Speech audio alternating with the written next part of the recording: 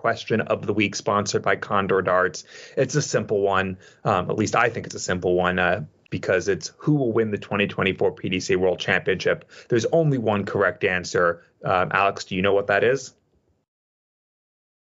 Well, the correct answer is to go against my picks based on this year and probably any year that we've done this show. But before I get to my predictions, I know everyone will be after your picks more than mine, Burton, after you went 2 out of 2 at Lakeside. More on that a little bit later. But a plug for our website, weeklydartscasts.com. Each year, as part of the build-up, we try and gather some of the darts experts, the commentators, the pundits, people in the darts media to give us their predictions. So go and check that out on the website now. You'll get their predicted finalists, predicted winners, ones to watch, seeds in danger, and so on. So go and give that a look once you finish listening to the show. But as you say, a question of the week, it is a simple one this week, but one that everyone is going to be discussing in the lead up to this tournament. Who is going to lift the Sid Waddell Trophy on January the 3rd? And as I do with this question most years, when you've got such a big draw bracket to go through, I have gone through it section by section to try and map out how I see the tournament playing out. And on last week's show, we teased some of our predictions, didn't we, when we spoke about how far we thought Michael Smith would go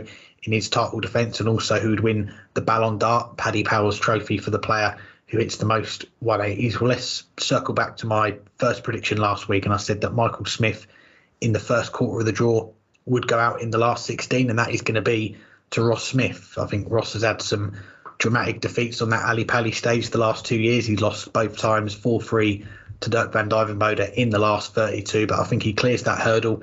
Then he beats his fellow Smith in the last 16 to make the quarterfinals, and there he is going to play the appreciation minute, Rob Cross, and we're going to get some more appreciation minutes on this show, as it is going to be Rob Cross making it to the semi-finals. And hard to believe, really, since winning that World Championship in 2018 on his debut 6 years ago now this year, that Rob Cross has never been past the last 16 in the 5 years since Ali Pali. But I think he makes the last 4 this time round. That second quarter of the draw, underneath those, the toughest quarter of the draw based on last week's discussion. But I'm going to go with Gerwyn Price to come through that one. Then into that bottom half, you've got the third quarter, and we could have, looking at it, some blockbuster matchups here very early on in the last 32. You could have Dimitri van der Berg against Stephen Bunting. You could have Josh Rock against Damon Hare. But in that quarter of the draw, I do think it is going to be the highest seed that gets through, and that is going to be Michael van Gerwen making that semi-finals and completing my semi-final lineup at Ali Pali, the fourth quarter. This is where you are going to find Luke Humphries,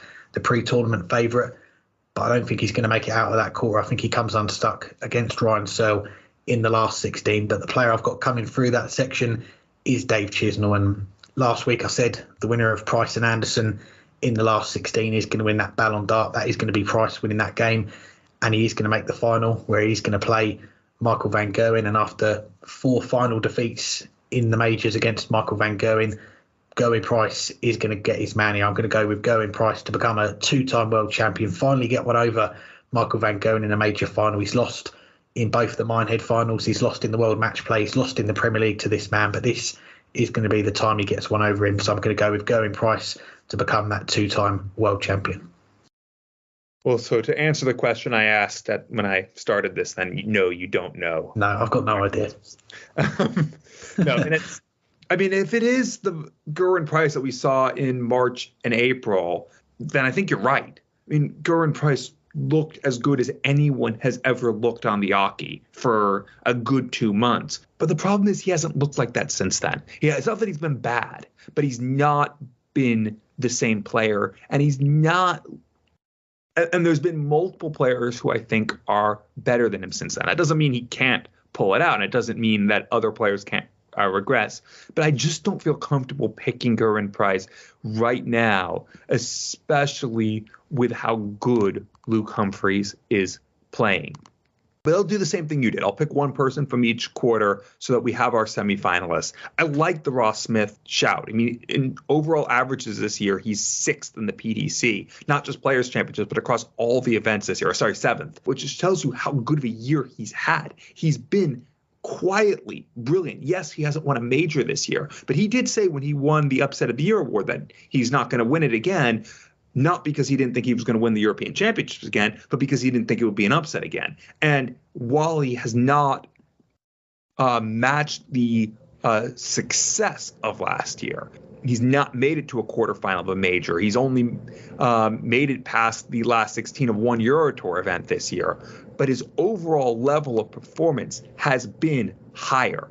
And he is a serious threat in that quarter. And I like that pick. I'm not going it, but I like that pick. I think whoever wins the Smith-Dobie match is going to beat Michael Smith. And I think whoever that is will have every chance in the quarterfinals. But right now, I think Rob Cross is just playing too consistently. So I'm going Rob Cross to get through that quarter. It is the quarter where I think we have the best chance of someone coming from out of the sky. I think there's a lot of seeds in that quarter that are vulnerable. Obviously, Madars Razma, who didn't even qualify for the Players' Championship finals. Johnny Clayton, who has been inconsistent as of late. He has not strung matches together. Jose de Celso, likewise. There's been some signs that he's getting back, but there's also been some signs that this number 25 ranking is too high. So there's a lot of room for someone here to break through. Steve Lennon is a player who is capable. Mike DeDecker is capable. I think this is the quarter where we could see something because I think the seeds have more question marks, but I'm going Rob Cross. Second quarter, I mean, right, there's so many, but I am going to agree with you that it's going to be Gerwyn Price. Maybe this is going to be a pretty formful World Championships. I think Gerwyn Price gets through this quarter, but I think there are players who can beat him. Gary Anderson, if Dirk van Dijvenbode is healthy. Peter Wright, if he plays like he did at the European Championships. Jim Williams, who I'll talk about later. Obviously, James Wade, who's made a major final. But I'm going to go with Gezi to get through that quarter. And then in the bottom half, I want to pick against Michael van Gerwen, and maybe he will slip up. But as we get into later, I think the best chance for him to slip up is the Stephen Bunting match, best out of 7. You know what? I'll be different than you. I'm going to go with Stephen Bunting because I don't want to pick the same thing you do. So I want to at least pick one of these quarters completely different. I'm going to go Stephen Bunting to upset MVG, but then I'm going to go Stephen Bunting to lose in 9 sets in the quarterfinals to Danny Noppert. I think Noppy continues his breakthrough year. And then the bottom quarter, it's going to be Luke Humphries, and all I'm going to say is Luke Humphries is going to win the World Championship. I don't care who's in his path. I think he's just going to average over 100 in every single match. And I think in the final, he's going to average 102 or 103. And I'll have him beat the former world champion Rob Cross in that final by the same scoreline that Rob Cross beat Phil Taylor, 7 sets to 2.